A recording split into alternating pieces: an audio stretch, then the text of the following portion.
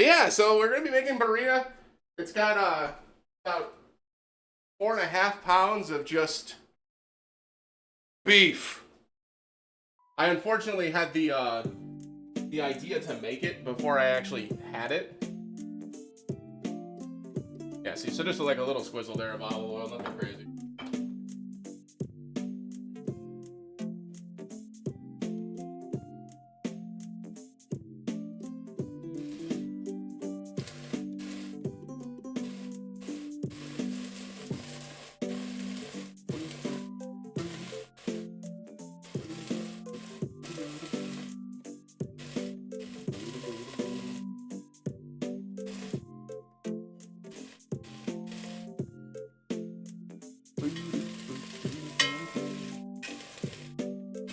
This is the most time-consuming part because you have to sit here and sear this in batches. I don't like to overcrowd the pan, so I just do it slow. Yeah, just enough to prevent the meat from sticking. The very first batch. Once the first batch is down, I'm talking to my computer like that's where my mic is. I'm stupid. Once the first batch of meat is down, all the fat renders off of it as you sear it. So that's gonna make for most of the what's it called? The anti-stick that we need. I can't think of the word right now in my brain. Just putting a little bit more salt on there. So the best part about cooking in a Dutch oven like this is that once the meat is done, that's when it moves. Otherwise, it feels like it's stuck to the pan. It's not actually stuck, it's cooking. Once it's cooked all the way through, that's when you know you can move it around. You just have to wait. We're not worried about getting it cooked all the way right now. We're just trying to sear it on all sides just to give it a little bit of color, give it a little bit of flavor. That way, while it's cooking inside of our sauce, it'll build up all that flavor. Let's see if I can, like...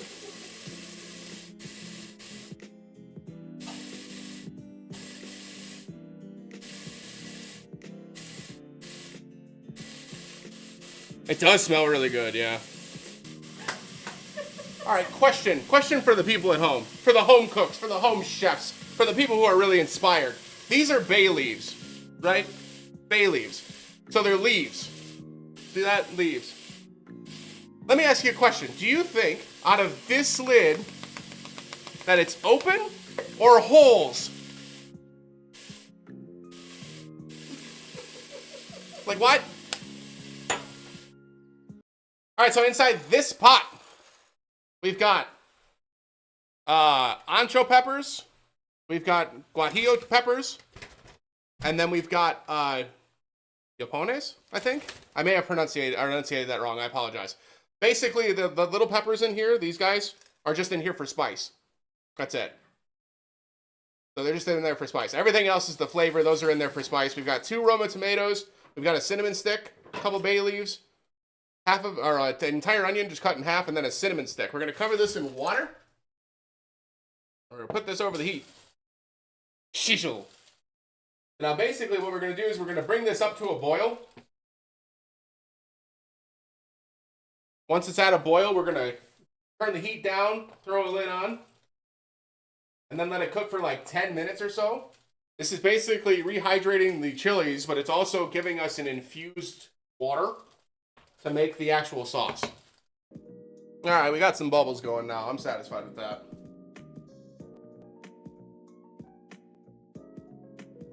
I'm just gonna turn the heat down, toss a lid on it. There's a lot of water in here, so it may end up overflowing, but it's fine. Oh, this pot is a little bent. Don't mind it. Yeah, I think this is good. All right, so I'm gonna go ahead and get this started here. The only thing that I'm not going to put in this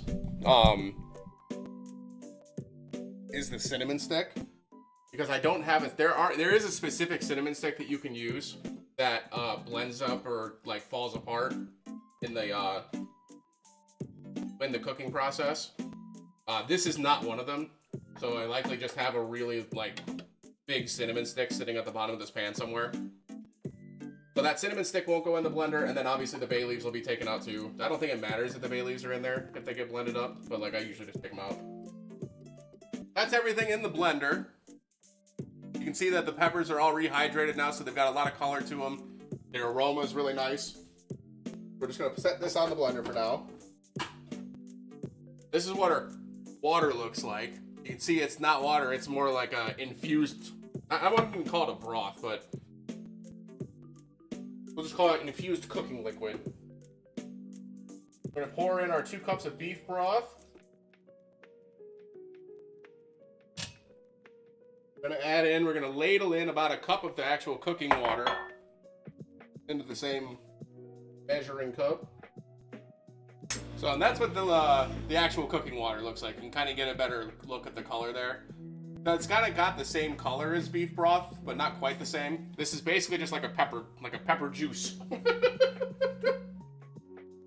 gonna pour that in there as well. All right, so now comes the blending part. I'm going to be muting the mic for a bit. I'll turn the music up as we blend here. I don't have a real good way to show the blending on screen, so I'm just gonna do it off screen. But trust that it's getting done.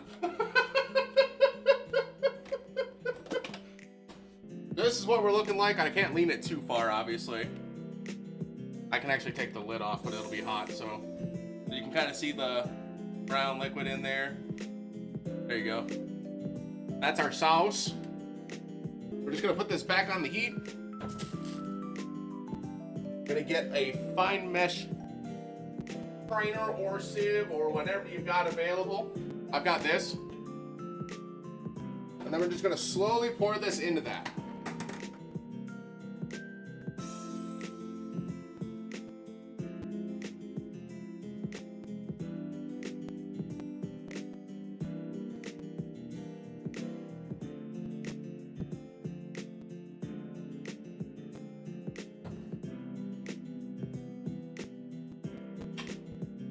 Then just gonna use a spoon to kind of like push it through.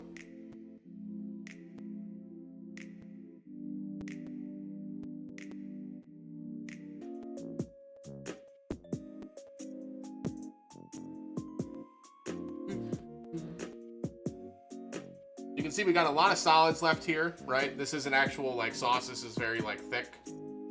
Once all the liquid is drained through, just gonna put this off to the side for now because we still got more in the blender. I'm gonna set this here for now. Gonna get a quick bowl.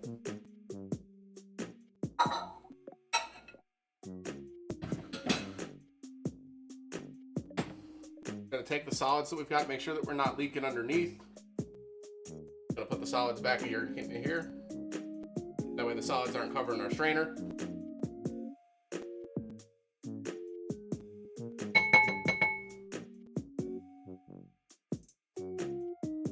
Pour the rest of our liquid in.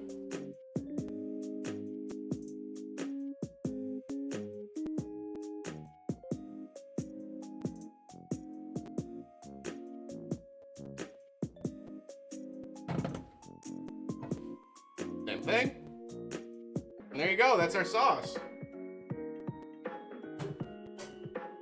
Now we're just gonna mix this up. Make sure all the meat's submerged.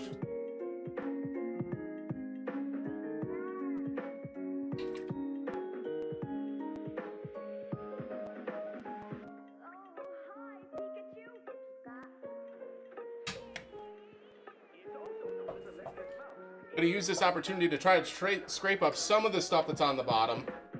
This will be easier once the meat's actually cooked through. I just want to try to get some of the stuff that I noticed was a little bit more brown. Yeah, we're fine. We're fine. All right. Now's the easy part. Now we just need to bring this up to a boil. And then once it's up to a boil, we're just gonna cover it with the lid. It's actually already getting pretty close, starting to bubble. But yeah, once it comes up to a boil, we're just gonna cover it up with the lid and lower the heat down to low. And it's just gonna sit there for 3 hours, untouched. Oh, and just to clear the air now, traditionally, birria is served in corn tortillas. But we didn't get corn tortillas. I got these Extreme Wellness fiber wraps. Because they're 35 calories and they've got 7 grams of fiber in them. So, obviously, with the corn tortillas, they're better. If you're making this for yourself, make it with the corn tortillas. I know I like the fiber wraps, so I'm using the fiber wraps. Alrighty, I just pop the lid on. Set on to low. Done. Set a timer for 3 hours. And basically at this point, the only thing that we're really looking for is getting the meat tender enough to be able to be fork pull tender. So basically all we're doing is we're just getting these soft. Not trying to cook them, just trying to make them soft so they blend a little bit better. Today we are using jalapenos and serrano peppers. Serrano peppers are hot, hot, hot. Don't like serranos? You can just do mostly jalapenos. Not that big of a deal. When you're working with sliced peppers, don't touch your eyes until after you wash your hands. Otherwise it burns. And so basically we're just gonna cook this down a little bit until these, again, not looking for them to be cooked. We're just looking for them to be soft. Wait. Say hello. He's over it. The cat is cooking this, it's true. The cat with his chef's hat. We could probably do that. You know what? While this is cooking, I think I can do that right now. And that can be yours for the low, low price of $5.99 a month.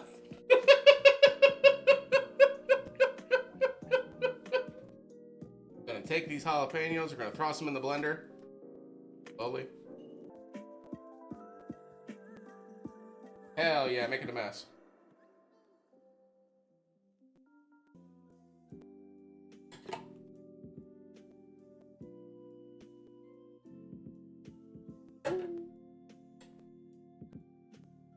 But 6 is another game that has really good writing.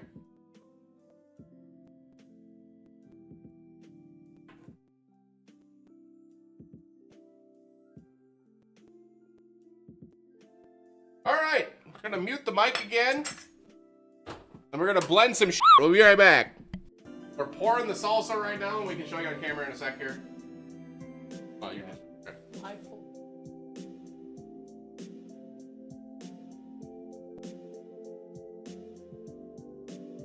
Hell yeah. It'll be good. I'm excited. That looks so good. It smells so good. All right. Moment of truth. Oh. Woo! That is good.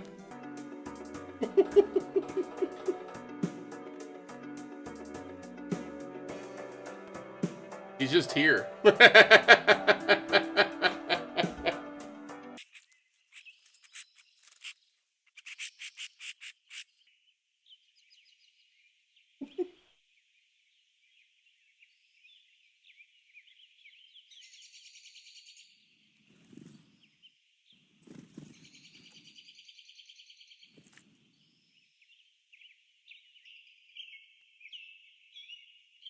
That's not a bird, that's a squirrel.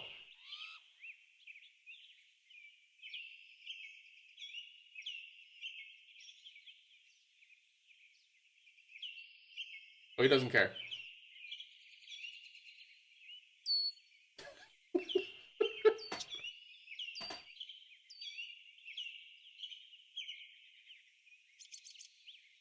There. There you go. Cat content. You're clicking on stuff. You're good here to run.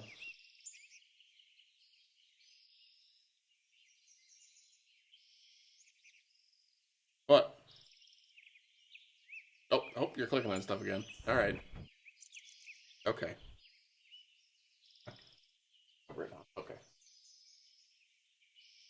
Get your ass down at least. But anyway.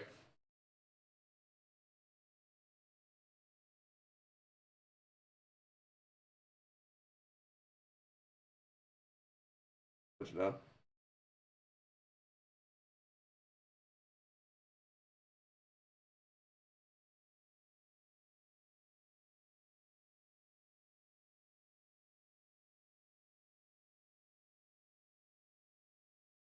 Ready? Go on. Good boy. All right. There's your cat content. I'll show you a plate first, though. Before I inevitably raid out.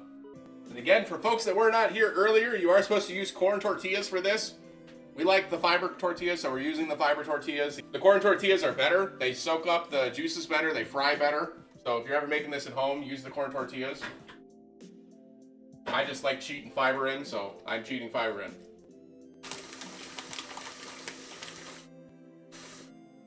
Hit it with a little bit of cheese.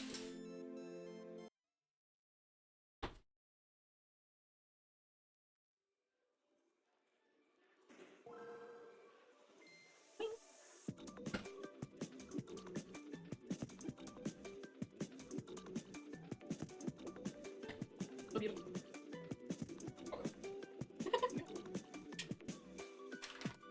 And just sprinkle a little bit more on top.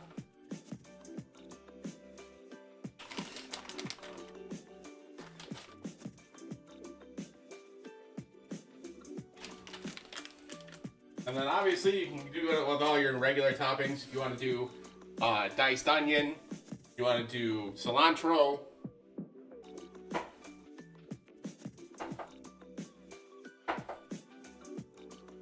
Get back in there, you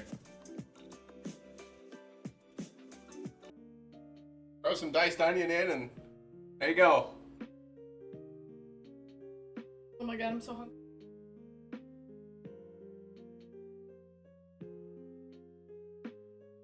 As long as this isn't nuclear lava hot, I will try to take a taste. That is quite possibly some of the best food we have had in a very long time. That is very good. That's very good. Oh, so worth it. So that was the that's the Birria.